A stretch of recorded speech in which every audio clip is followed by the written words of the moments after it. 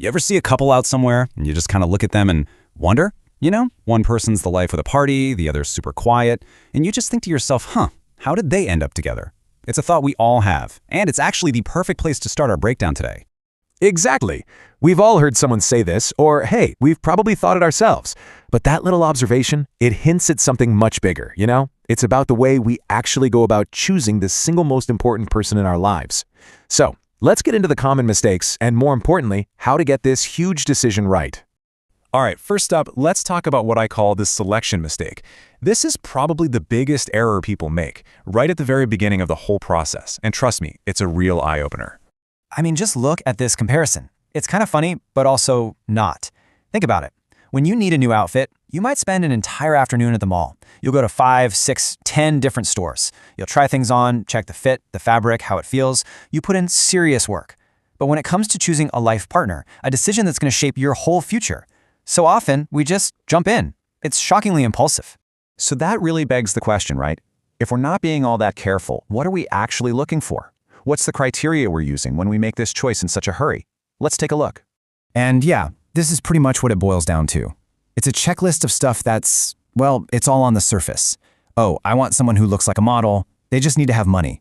She has to be a modern girl I can take to parties. This list of wants becomes the entire foundation for the decision, and it totally skips over the stuff that actually matters, like real compatibility. So here's the real trap. We see a pretty face, a handsome guy, and boom, suddenly we're willing to compromise on literally everything else. We'll just ignore these massive differences in our values, our personalities, our lifestyles, and we tell ourselves this really comforting lie. Oh, it's fine. We'll adjust later. We can make it work. But that quick decision, it almost always comes with a really, really heavy price.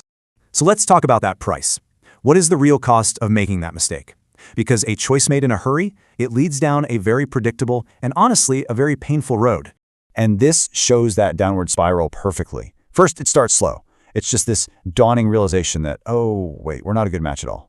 And that, of course, leads right into step 2. You start having constant arguments about the very things you decided to ignore at the beginning. Then that friction just grows and turns into step 3, a life filled with blaming each other, just total unhappiness. And sadly, for some, that can even lead to step 4, where one or both people start looking for that happiness somewhere else. Let's use a really clear example. Okay, say you wanted that modern partner, someone outgoing you could show off at parties, but the person you married is a total homebody.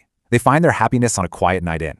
Now, look, neither person is wrong here, but your lifestyles are just fundamentally incompatible. Conflict isn't just possible, it's practically guaranteed. And that's the tragedy of it all, isn't it? That dream you had of building a life together, it just evaporates. And what's left is this daily grind of resentment. You blame them for not being the person you wanted them to be, and they blame you for not loving them for who they are. It just becomes a cycle of cursing the decision you both made. Okay? But it absolutely does not have to be this way. So for this last part, let's talk about the solution. Let's explore the path to real compatibility, and that means shifting our focus from what we want on the surface to what we genuinely need underneath. This, right here, is the most important question in this whole thing. And it's not about what your parents want or what society says you should want. This is about you. Before you can ever find the right person, you have to get brutally honest with yourself about what you truly, deep down need in a partner to be happy. And this gets us to this idea of non-negotiables. No, we're not talking about that first list, good cook, model looks. No, these are the absolute core requirements, the bedrock. Do you need a partner who shares your views on money, on family, your sense of adventure, or your need for stability? These are the pillars of a relationship, and you can't just adjust them later.